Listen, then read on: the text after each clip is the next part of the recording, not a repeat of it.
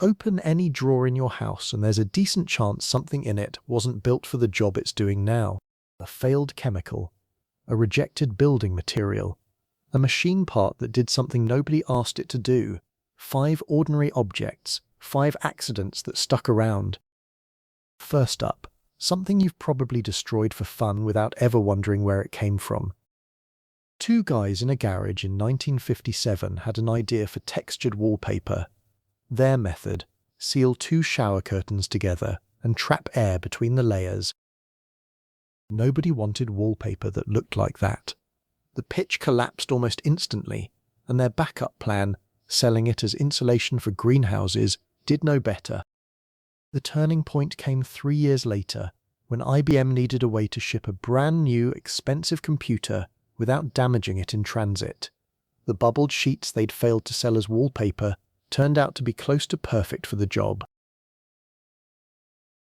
These days it's less known for packaging and more for the sound of popping it. There's actual research on how satisfying that sound is to the human brain. Not bad for a wallpaper concept nobody bought.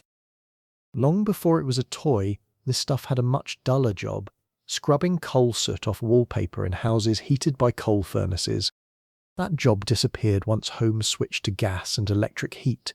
Walls stopped turning grey, and the whole product suddenly had no reason to exist. Around the same time, a nursery school teacher started using the leftover putty with her students, because it was easier on small hands than real modelling clay. Someone at the company caught wind of that and reworked the formula, stripped out the cleaning chemicals, added colour and scent, aimed the whole thing at kids instead of walls. It sold out almost the moment it hit shelves in 1956. A discontinued cleaning product turned into one of the most recognizable toys ever made: Play-Doh. Long before it touched anyone's mouth, this liquid was strictly for operating rooms, a surgical antiseptic doctors used to disinfect wounds in the 1800s. The company spent decades throwing it at every problem imaginable: floor cleaning, dandruff, even treating gonorrhea. None of it landed. What finally worked was a word nobody used in everyday conversation: halitosis, a clinical term for chronic bad breath. The company built an entire ad campaign around making people afraid of a condition most had never worried about before. It worked almost too well.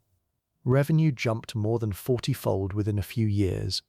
A century-old wound disinfectant is now the thing sitting in your bathroom cabinet next to your toothbrush.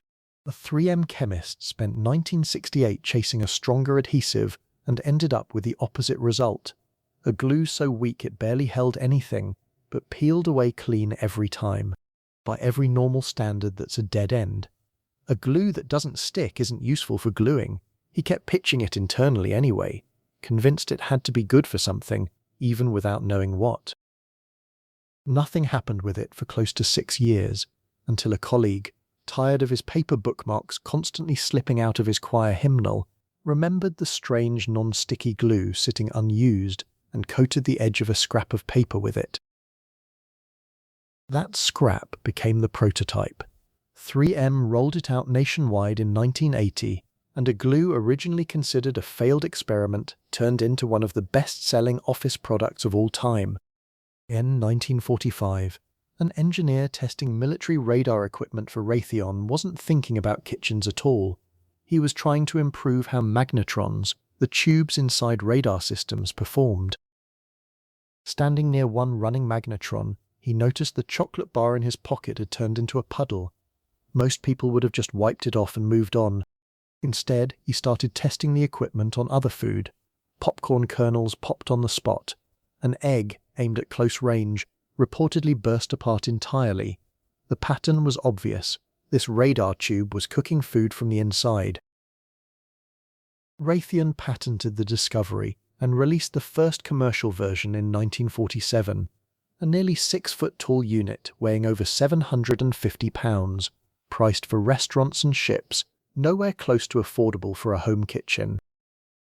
It took roughly 2 decades of shrinking that machine down before it fit on a kitchen counter. Now it sits in the vast majority of American homes, a kitchen staple that started life as leftover wartime radar hardware. None of these 5 things were supposed to end up where they did. A wallpaper concept, a cleaning putty, a wound disinfectant, a weak glue, and a piece of radar equipment. Each one got a second life nobody planned for. Which one caught you off guard the most? Drop it in the comments.